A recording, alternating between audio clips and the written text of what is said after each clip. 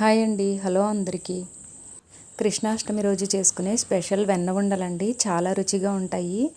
Sweet shop కంటే కూడా మనం చేసుకుంటే చాలా రుచిగా వస్తాయండి. నేను చెప్పిన కొలతలతో ఇలా ఒకసారి చేశారంటే వంట రాని వాళ్ళు కూడా చాలా ఈజీగా చేసేసుకోవచ్చు. చాలా రుచిగా ఉంటాయండి. మరి దీన్ని ఎలా చేసుకోవాలో చూద్దామా. దీనికోసం ఒక ప్లేట్ తీసుకుని దాంట్లో 1 కప్పు బియ్యపిండి వేసుకుని 4 స్పూన్లు వెన్న వేసుకోవాలి. ఇలా వెన్న వేసుకుని మొత్తం అంతా ఒకసారి కలుపుకోవాలి. అలాగే చిటికెడు ఉప్పు కూడా వేసుకుని మొత్తం అంతా ఇలా కలుపుకోవాలి. చూడండి, పిండి అంతా ఇలా కలుపుకొని ఇలా ముద్ద చేస్తే ముద్ద అవ్వాలన్నమాట. తర్వాత 1 గ్లాసు పచ్చిపాలు తీసుకుని ఇలా కొంచెం కొంచెం వేసుకుంటూ చపాతీ ముద్దలా కలుపుకోవాలి. మరీ పల్చగా కాకుండా అలానే మరీ గట్టిగా కాకుండా స్మూత్గా ఇలా పిండి ముద్దని కలుపుకోవాలి. ఇలా కలుపుకొని చూడండి, ఇలా ఉండ చేస్తే క్రాక్స్ ఏమీ రాకుండా ఉండేలాగా ఇలా కలుపుకోవాలి. స్మూత్గా ఉండాలి పిండి. కలుపుకున్న ఈ పిండి ముద్దని మూత పెట్టి ఒక 10 నిమిషాలు అలా వదిలేయాలి. 10 నిమిషాల తర్వాత గోళీల్లాగా చిన్న చిన్న ఉండల్లాగా ఇలా చేసుకోవాలి.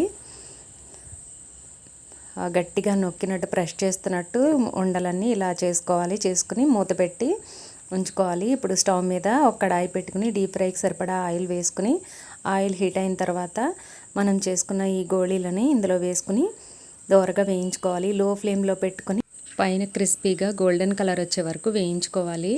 చూడండి, ఇలా వీడియోలో చూపిస్తున్నట్టు గోల్డెన్ కలర్ వచ్చిన తర్వాత తీసుకుని ఒక ప్లేట్లో వేసుకోవాలి.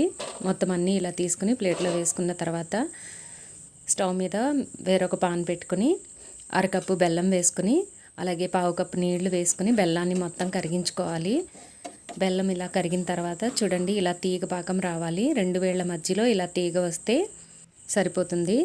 ఇప్పుడు ఇలాచి పొడి వేసుకుని అలాగే 2 టీ స్పూన్ల నెయ్యి కూడా వేసుకుని మొత్తం అంతా ఒకసారి కలుపుకుని వేయించి పెట్టుకున్న ఈ వెన్న ముద్దల్ని వేసుకుని మొత్తం అంతా ఒకసారి కలుపుకోవాలి.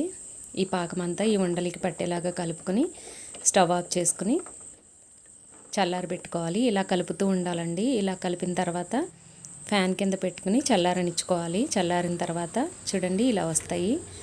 సర్వ్ చేసుకోవడమే, అంతేనండి. చాలా ఈజీగా అయిపోతాయి.